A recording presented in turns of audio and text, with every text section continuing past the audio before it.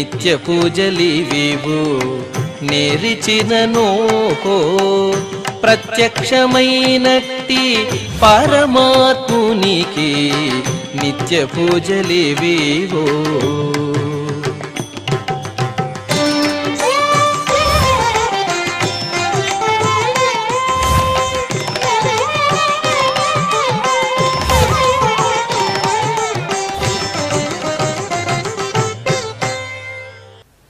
ఓం నమో వెంకటేశాయ. ఈరోజు సోమవారము, శ్రీ క్రోధినామ సంవత్సరము, దక్షిణాయనము, గ్రీష్మ ఋతువు, ఆషాఢమాసము, కృష్ణపక్షము, పాడ్యమి తిథి, శ్రవణ నక్షత్రము, జూలై 22, 2024.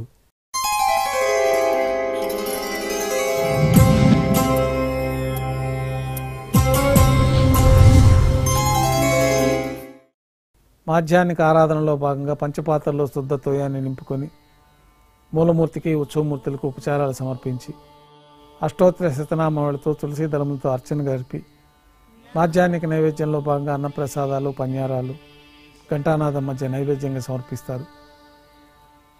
నైవేద్యం పూర్తయిన తర్వాత భక్తుల్ని సర్వదర్శనానికి అనుమతిస్తారు. ఉభయ దైవేలతో శ్రీ మలయప్ప స్వామి వారు బంగారు తిరిచిపైన వేంచేస్తారు. మేళ తాళాలతో ఊరేగింపుగా విమాన ప్రదక్షిణంగా సంపంగి ప్రాకారంలో గల కళ్యాణ మండపానికి చేరుకుంటారు. కళ్యాణోత్సవం ప్రారంభమవుతుంది. పుణ్యాహవాచనము, సద్యోంకురార్పణము, రక్షాబంధనము, అగ్నిప్రతిష్ఠ, స్వామివారికి, అమ్మవార్లకి నూతన పట్టు వస్త్రాల సమర్పణ, మహాసంకల్ప పఠనము, మాంగళ్యాలకి అభిషేకము, ఆరాధన నిర్వహించిన తర్వాత స్వామివారి తరఫున మాంగళ్యాలను అమ్మవారికి సమర్పణ,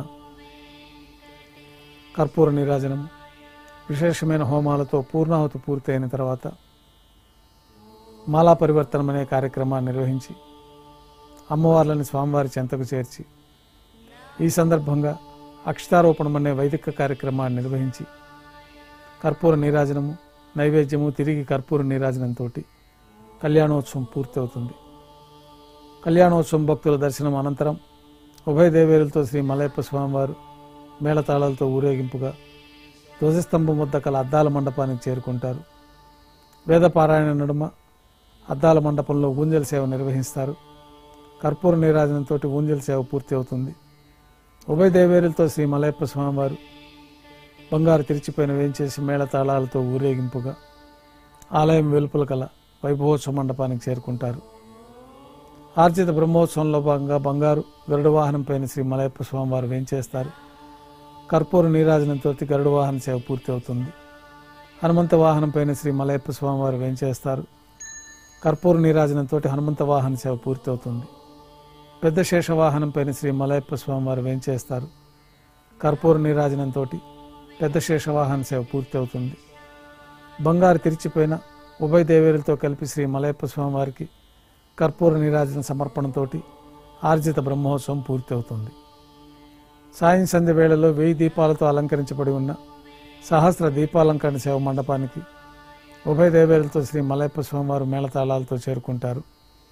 వేదం, గానం, నాదం నడుమ సహస్ర దీపాలంకరణ సేవ జరిపి నక్షత్ర నీరాజనము, కర్పూర నీరాజనంతో సహస్ర దీపాలంకరణ సేవ పూర్తి చేసుకొని బంగారు తిరిచిపోయిన 4 తిరువీధులు ఉత్సవం జరుపుకుంటూ భక్తులను అనుగ్రహించి ఆలయంలోకి వేంచేస్తారు. ఆలయంలో స్వామివారికి నైవేద్యం పూర్తయిన తర్వాత గర్భాలయంలో వేంచేస్తారు. వెంటనే రాత్రి తోమాల సేవ ప్రారంభమవుతుంది. ఉదయం సమర్పించిన పుష్పమాలికలన్నీ సల్లింపు చేసుకొని గర్భాలయాన్ని శుద్ధి చేసుకొని పంచపాత్రలో శుద్ధ తోయాన్ని నింపుకొని శ్రీ వైకానస భగవత్ శాస్త్రోక్తమైన ఉపచారంలో స్వామివారికి, ఉత్సవమూర్తులకి సమర్పించి స్వామివారికి, ఉత్సవమూర్తులకి నూతన పుష్పమాలికలతో అలంకరణ జరిపి చతుర్వేద మంత్రాలతో మంత్రపుష్పాన్ని సమర్పించి నక్షత్ర నీరాజనము, కర్పూర నీరాజనంతో రాత్రి తోమాల సేవ పూర్తి అవుతుంది. తులసి దళములతోటి అష్టోత్తర శతనామావళి నిర్వహించిన తర్వాత రాత్రి నైవేద్యంలో భాగంగా అన్నప్రసాదాలు, పన్యారాలు, దోశ, ఘంటానాదం మధ్య నైవేద్యంగా సమర్పిస్తారు. తిరువీస నైవేద్యం పూర్తయిన తర్వాత భక్తులని సర్వదర్శనానికి అనుమతిస్తారు.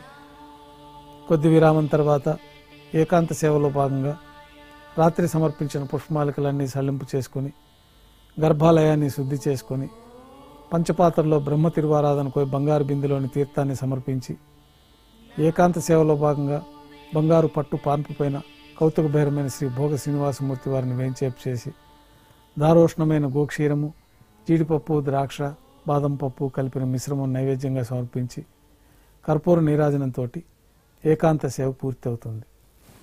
ఓం నమో వెంకటేశాయ.